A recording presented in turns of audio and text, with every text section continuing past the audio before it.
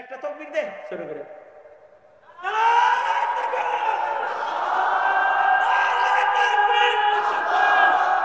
আরো জোরে।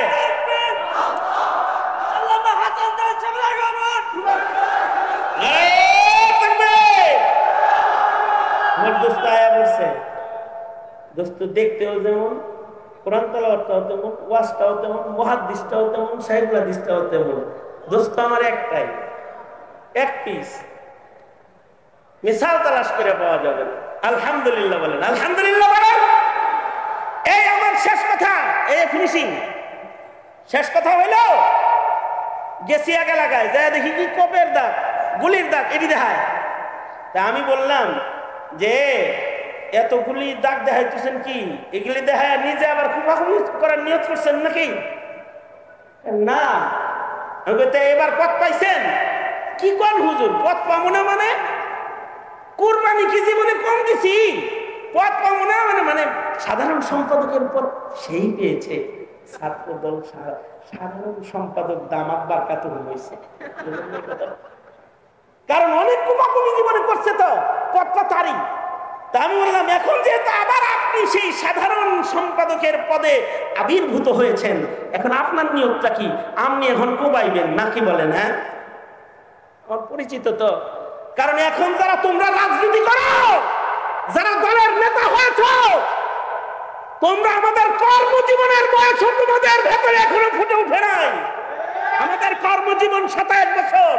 তুমি এখন 20 বছর 21 বছরের ছাত্র দলের নেতা, যুব দলের নেতা, তুমি অমুক দলের নেতা, অমুক দলের নেতা। হ্যাঁ, আলেমদেরকে মনে করো যে এরা কি, আমি তো নেতা। তুই নেতার কানে আজান হয়েছে এই মৌলবীর কথায়,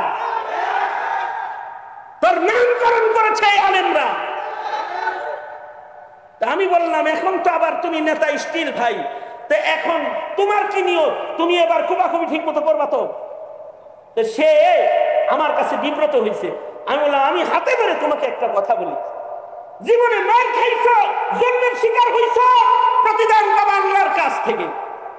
তোমরা নেতা হয়ে তোমরা আবার আওয়ামী লীগ হয়ে যাবে না, আওয়ামী লীগ হয়ে যাবে না। তোমরা, তোমার গায়ে কোপের দাগ আছে, এখনো সেজদার দাগ লাগাও নাই। আজ থেকে ইবাদতের দাগ দেহের ভেতরে লাগাও, আল্লাহর কাছ থেকে ক্ষমা পাবে।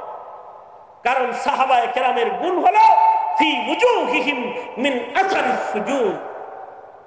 সুতরাং আমরা আমাদের জীবনে যদি নাজাত পেতে চাই, আমাদের ভেতরেও লাগবে ইবাদতের দাগ। ইনশাআল্লাহ বলেন, আরো জোরে বলেন ইনশাআল্লাহ, জোরে করে বলেন। শুকরিয়া হলো আপনাদের এলাকার নেতৃস্থানীয় যারা, তারা লম্বা সময় বসে বয়ান শুনেছে। আমার মনে হয় যে আমার বাম পাশে ডান পাশে যারা বসে রয়েছে এরা নেতা সব। আমি কিছু কথা যে ওনাদেরকে শোনাইতে পেরেছি, কারণ আমি তো 1 বছর জেলখানায় ছিলাম।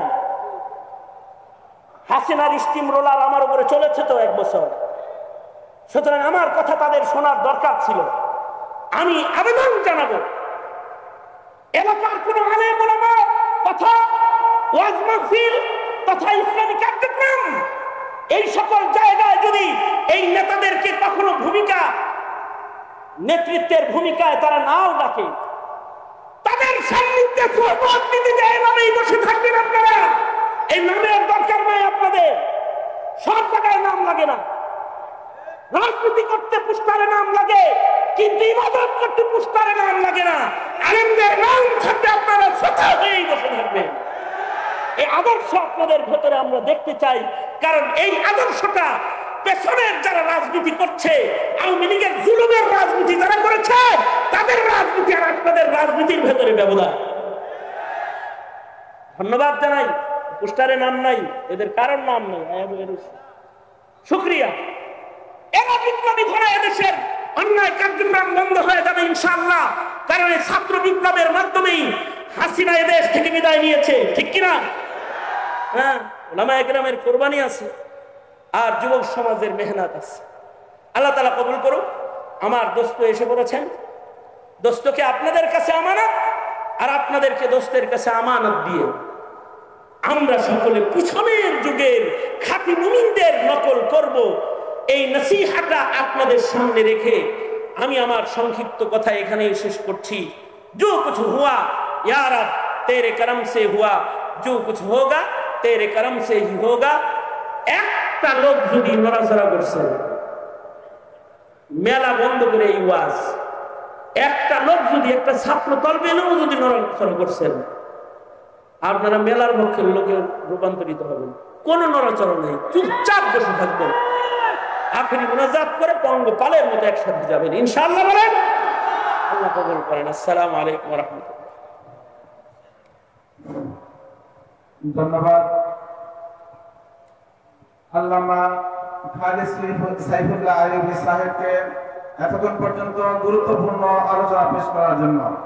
মাযরুর হাজিরিন, আমাদের মাঝে এসে উপস্থিত হয়েছেন আজকের এই মাহফিলের আরেকজন বিশেষ আলোচক আল্লামা হাসান জামিল সাহেব, দামাত বরকাতুহু। আমাদের মাঝে এসে আরো উপস্থিত হয়েছেন